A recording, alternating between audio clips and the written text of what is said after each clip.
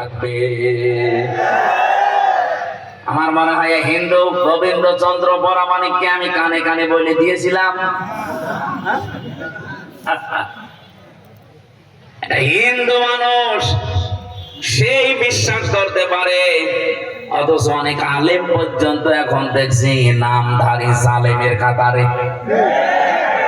মুরব্বী মানুষ একবার কবর একবার ডাঙায়, এখনো পর্যন্ত জালেম মুনাফিক এবং রাম আর বামদের টাকা খেয়ে ফতোয়া দিচ্ছে যে জামাত ইসলামী কোন ইসলামী দল না, এটা ভণ্ড ইসলাম, এরা মওদুদের মতবাদ কায়েম করতে চায়।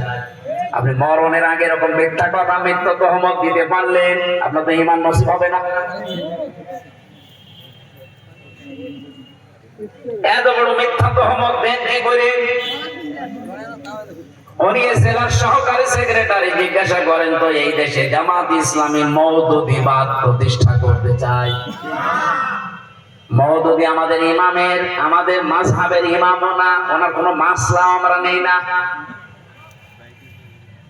ওনার একটা বিষয় শুধু আমরা নিয়েছি যে গণতান্ত্রিক পদ্ধতিতে ইসলাম কায়েম করা। আপনার কাছে যদি এটা ভালো না লাগে আপনি অন্য কোন পদ্ধতি দিতে পারেন, দেন।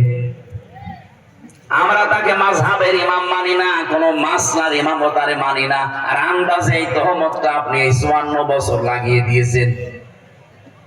এই মিথ্যা কথা বলার জন্য আমার মনে হয় তার তওবা করা উচিত, না করলেও লোক বেঈমান হয়ে মরবে।